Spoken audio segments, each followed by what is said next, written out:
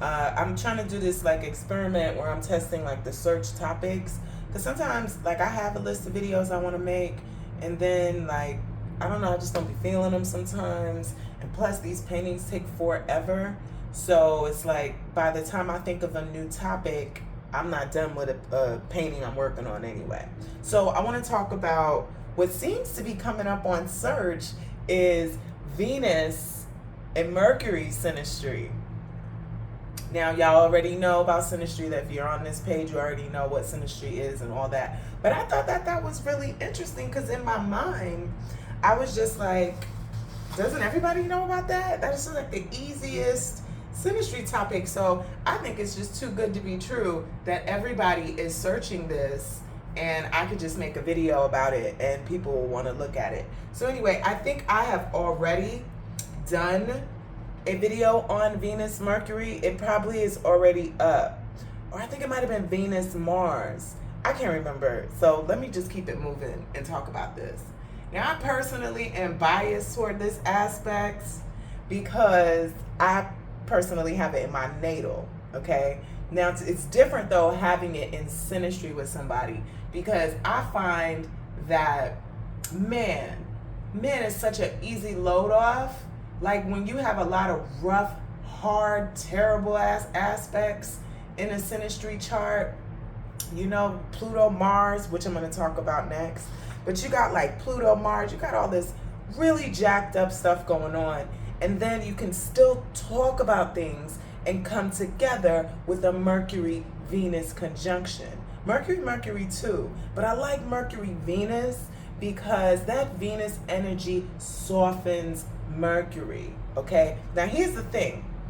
I talk about masculinity and femininity, okay? I'm not talking about male and female. I'm talking about masculine energies and feminine energies. You could go back in my other videos where I break that down. And I broke it down for a reason, because now you will know what is the receptive planet in the situation, which is the more feminine receptive planet.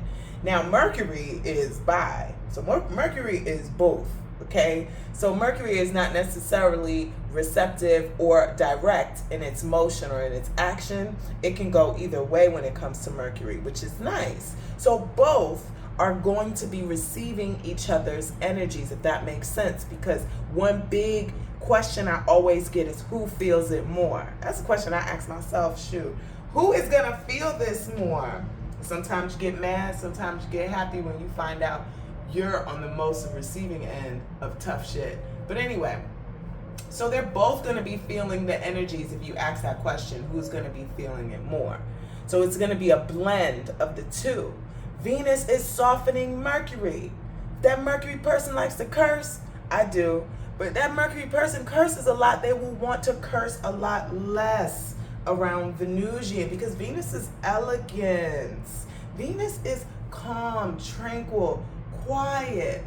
And when we do things like curse, which is a Mars energy type of thing, all right, it can be seen to Venus as a lack of couth. Where's your couth? Soften up. You don't need to curse. You don't need to speak so loud, right? Mercury, let's say Mercury in Leo, talking mad loud. Venus comes like, is that necessary? Do we need to scream what's going on in the train to every one of these passengers? Do they all need to know about how your man had cheated on you and stuff like that?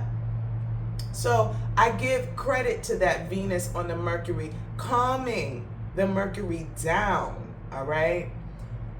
Venus on Mercury, what else is it doing? Venus is also giving Mercury, depending on that aspect, it could be a Saturn square Mercury. That person could constantly be a critical thinker or be an overthinker. Think about the bad things that can happen in life. I know Saturn square Mercury, y'all be pessimistic as hell. So you got a Saturn square Mercury and somebody comes with their Venus, you're gonna think a little bit better about life. You might actually start to be a little more optimistic or see the beauty in things. Venus is allowing you to see the better side of life, to think about a better option. What is Venus? Venus is diplomacy. Let's all get along. Maybe we don't have to do this. Maybe we don't have to fight. Maybe you can think of a better way to bring peace, Mercury. Venus brings peace to the mind of Mercury. You are actually blessed if you have a partner that puts their Venus on their Mercury. They calm that, depending on how that Venus is now. They could have an asshole Venus putting it on that Mercury. So you may be prone to more jealousy than usual. And yes, Venus is jealousy. I know Scorpio is jealousy as well. But y'all need to understand when opposites are across from each other on a chart, but they tend to still have a line that connects them. So, for example, Scorpio is jealousy, so is Taurus. They both exude jealousy, but they exude it in different ways. Leo and Aquarius. Leo is self-centeredness. Aquarius is self-centeredness as well, because it's about themselves, the individual in the situation. Leo is more centered in the, we can say, vanity aspect of self-centeredness versus the inventive type of self-independence as Aquarius. Aquarius is for self because I am an individual. I'm unique. I stand out. I have to do things differently. Leo is for self because Leo is like, I'm the king. I do this. So understanding the opposites, any opposites will have maybe 1 or 2 points that they both share, but they share them differently. Okay, back to this Mercury thing. So if Venus is in lower vibration, yes, Mercury is going to become more materialistic. Thoughts of how I can get this, how I can get that, who has more than me, maybe I can get more. Let's say it's a Venus in Leo and it's on that Venus and Mercury. It's going to make that Mercury more materialistic, possibly, wanting more luxury in life, thinking on celebrities and people in higher positions, shit like that. All right, so I think that can be good or bad. It depends. You know, let's say if you were in a poverty mindset and you date someone with a Venus and Leo, that conjunction Mercury, you may get out of that poverty mindset, or it might make you more insecure thinking about it. So it just depends on the person. No, this does not apply for everybody. Everything is not for everybody. I made a video on that. So with that being said, Venus adds pleasure to the mind, pleasure to thinking. You might like to think a little bit deeper more. It feels good to think deeper with Venus around. To speak, it just feels better to speak. I feel more safe and comfortable when I speak to you, Darla. Darla, I like talking to you, and I don't know why I like talking to you, but something about talking to you makes me feel calm, Venus, about talking. See, you don't like Donna, you don't want to date her, but you love talking to Donna. She just makes your mind, she eases your mind. Venus is the things of ease. So when you're verbally speaking to someone with a Venus that's connecting to your Mercury, it's going to feel easy to talk to them. That's what I'm saying. So when these aspects are really jacked up in a chart, that Venus Mercury may save you. Because I always say Mercury, and really significant good Mercury aspects help the relationship, because I don't care if it's going good or if the relationship is going bad. If you can't talk about it and communicate, maybe that's just how I see life. But if you can't talk about things and communicate it, you're not getting through anything. Misunderstandings ruin the relationship because maybe one person is quick to cut someone off and the other person wants to talk it out and go through it and can sit there for hours and hours. While the other person's like, you know what, I'm tired. I don't want to talk about this no more. Me, I could talk. It depends. It depends on if you're, I'm talking to somebody that is a little slow. Then I get a little frustrated and I don't want to talk about it no more because there's no point. I'm definitely big on not giving pearls to swine type of vibe. So let's flip it now. Mercury onto Venus. How is Mercury affecting Venus? Mercury is more so giving Venus better ideas, let's say in style, in value. Mercury may be able to communicate Venus's value, because sometimes, unfortunately, in this world, we don't know our true value. We're still discovering ourselves. We're still learning about who we are. So our value may be caught up in societal standards or family standards, but Mercury is here. It's like, no, I need to tell you about how valuable you are. I need to tell you, I want to talk about the things you have of value, the gifts that you have to this world. Don't let that Mercury be a Sagittarius. They will preach. They will preach. If it's a healthy Mercury in Sagittarius, that's so beautiful, because that is going to inspire Venus's sense of worth, Venus's sense of value. They will speak life into Venus. And honestly, I don't think you should be with anyone that you can't speak life into, and that they are the only ones speaking life into you, and you don't feel comfortable speaking life into them. I don't know, maybe that's the Sagittarius part of me, but I make sure that is a part of my friendships where encourage each other. But it's really weird for other people to do that. I'm not judging. Anyway, so Mercury speaks life into Venus's value. Mercury wants to talk about how fly Venus looks, because now, Venus is about style and fashion and looking good. You got to look good. Mercury is going to inspire that. Mercury's ideas. I feel like Mercury is more on the receiving end of this, honestly. Mercury's going to get a lot more, because Mercury gets ideas on how to dress better, financial ideas.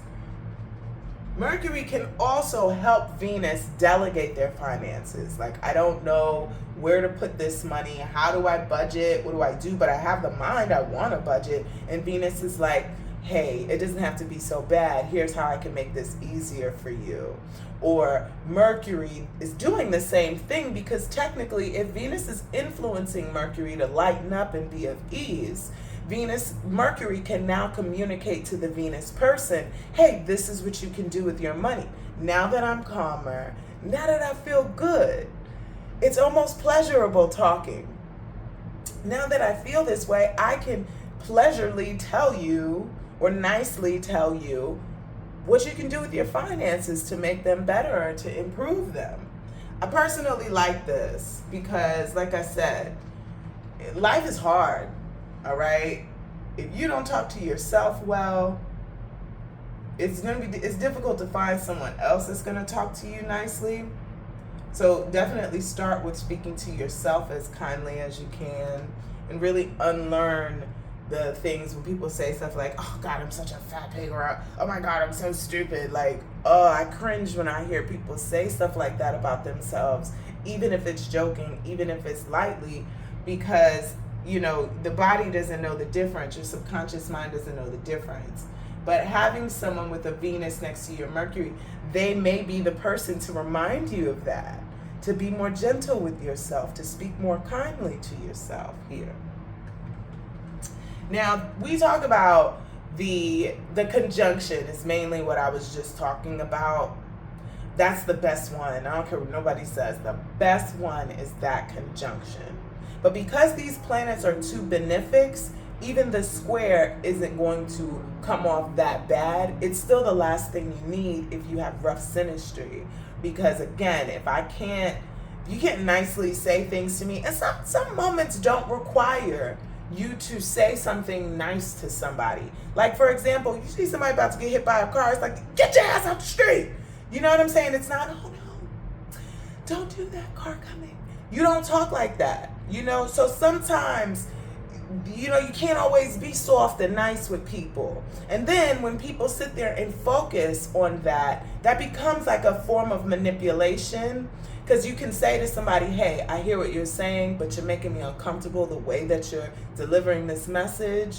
So, could you just adjust, take a breath, drink some water or some shit, and then come and talk to me about this kind of vibe. So just getting back to the point of the conjunction is the most powerful. It's the best one. The trine gets taken for granted. Now, in my life, trines absolutely get taken for granted. But it takes a while. It takes years. I had a grand trine with a friend, and at first, I was like, oh, girl, this shit is boring as hell, this trine. grand. And it was back in the day before like social media took over everybody's life, and before, you know, AI came into play, and COVID and all that stuff that caused us to be so individualized and created this huge loneliness epidemic. Before that, I was like, ooh, girl, this grand trine is nice, but it's boring.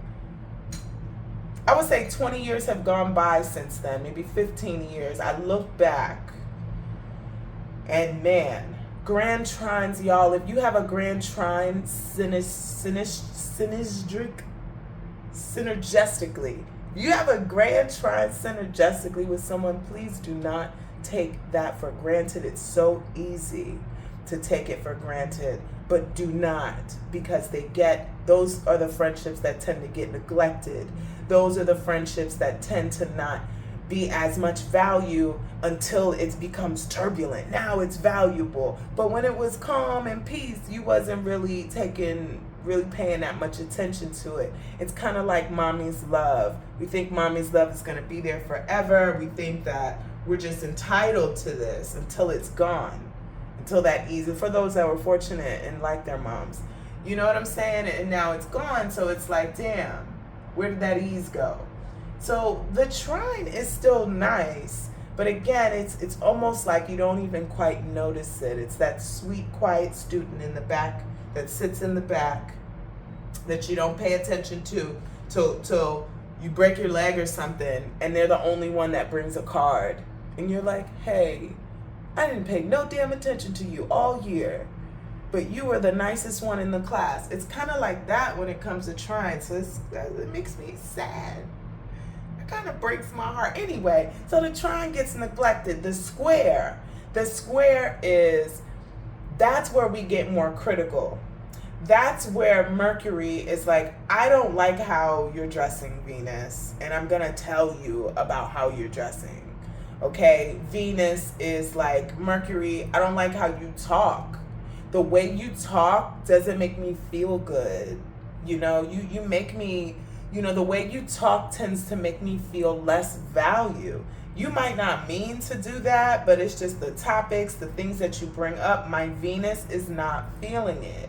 And now I feel not good. You make me feel icky. Because uncomfortable is the moon. When there's a moon, maybe say moon Mercury issue, moon Mercury square. But when it's Venus, Venus is like, oh, you making me feel ugly, right? Because Venus wants to feel attractive. You are making me feel unattractive. I'm not attracted to how you talk. Ooh, I can't stand this. And I try to be careful when I wear certain lip glosses. And I got all this stuff in my nail, this paint in my nails and shit. But I try when I, wear lip gloss, that stuff you get in the corner of your mouth. Okay, that's a Mercury Venus issue. The Venus person is going to be disgusted by that. Like, what's in your mouth? I don't like what you're saying. I don't like how you say it. You make me feel ugly. It looks ugly. This is where what starts to happen with Venus Mercury here. But still, it's not that bad. They're both benefic. So it's not like Mercury is there to destroy Venus, depending on Mercury's issues. Pluto square Mercury, yo. Because I can't judge all walks of life. Understanding the birth chart is understanding that everybody is here for their own type of mission, whether it's to hurt people, whether it's to heal people, whether it's just to be annoying to people and trigger people. Everybody has their position in life in this realm. So it's kind of like, I can't even be mad at you, but I'm going to tell you right now, you got a Pluto square Mercury on somebody's Venus. So your Pluto is squaring your own natal Mercury. This is a very high sign of a manipulative person, or a person that's very prone to ruminate on thoughts, to plot, to plan certain things out secretly. This is the Mercury Venus square thing going on. So you got somebody that's got a Mercury Venus square and it's conjuncting your Venus. Ooh, they're going to take your money. They probably talk you out of your money. I feel like this person, Even if it's the conjunction, because the conjunctions could go either way now. I hope we know that. Conjunctions can be good and bad all at the same time. You know what I'm saying? You made me a millionaire, you made me successful, but you abused me. You know what I'm saying? On some Ike and Tina stuff. It's like, and then sometimes most people would take it all back for the pain that they experience with certain people. So I feel for that. I really do. But always pay attention when you see a conjunction or a trine and you get excited. You need to understand the quality and conditions of each of the planets and each of these people's charts. All right? So you got a crazy person that likes to do weird stuff for pleasure, and your Mercury is sitting there encouraging it. Like, oh my God, that was so great. I can't believe you get to do that. So it's like, oh man, nothing is really good or bad in this astrology thing. If you think something is good, there's still some bad somewhere in it. I kind of got to a place where, believe it or not, I don't even check people's charts. I meet so many people out here. I even had to get a separate number for it. But I meet a lot of people out here, and a lot of them are travelers and ECT, all of that. I don't even get the birth charts, because you can have a beautiful birth chart. I mean, a beautiful synastry chart with someone, but they can absolutely be a murderer. They might like you. They might not want to kill you, but they want to kill other people. Or they want to do other things to other people. So with that being said, it's like, dude, you know, the synastry can be good, but your intentions have to be good. The state that you're in right now, life has to have some form of balance so that you can really flourish in that good synastry chart, in those grand trines. If you are suffering from something, let's say you're mourning, you cannot lavish and appreciate a grand trine synastry. You just can't. So therefore, that the synastry doesn't even matter, because you're not even in a good place to enjoy it, right? Or if one party is in a bad place, they meet somebody and, I don't know, they're having Saturn square Venus conjuncting their 7th house. I don't give a damn how good that synastry chart is. It might help a little bit, but they need to get through that period first. But anyway, I'm just talking about some of the things I experienced when it comes to synastry charts, because, you know, you like synastry. That's why, you know, you're on my page and you're following me, and I talk about it as I paint. But I would say this is one of the best synastries to have with anyone. Child, mother, daughter, friend, and lover, of course, because love is my specialty. But like, seriously, it's better to have a good Mercury position somewhere so that you can get to the bottom of things diplomatically. That's what this is about, diplomacy. Right now, as I'm making this video, Venus is in Libra. And it's about how do we get together, but then at the same time, you maintain your own morality. Venus has to maintain its own value. Mercury has to maintain its intellect. And if they mesh too much, they will both get confused about where they stand. But again, if it's a conjunction, they're in the same sign, so that works. But if it's a square, the sextile, I think it's like you guys could do it. It's better than nothing. I tell you that much. That sextile is better than absolutely nothing to Mercury and Venus. Personally, I mean, I like it when Venus makes as much contacts as possible. But I would be happy about seeing this in general, a Mercury-Venus conjunction. I think it's one of the calmer when it comes to how to talk to someone. Again, I have it natally. People still get mad at me. I mean, I be trying. I've gotten way much better in my older years because I have dealt with the consequences of talking to people rough. Most people will not pay attention to what you say because probably they can't understand you or don't want to understand you, but they will pay attention to how you sound when you say it. How do you sound? Because sound carries vibration and they can feel it. So probably when I've said nice things inside, I probably was like, ooh, I can't stand you. But I said something nice and it didn't matter.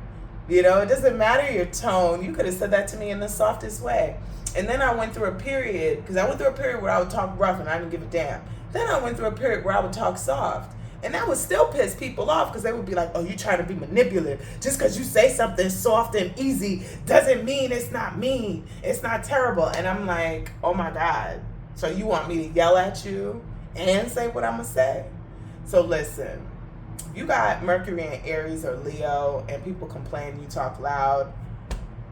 I feel for you. Okay, I really do, because it bees like that. I gotta get this paint out of my nails. Speaking of paint, I'm working on a new series called Pluto Series.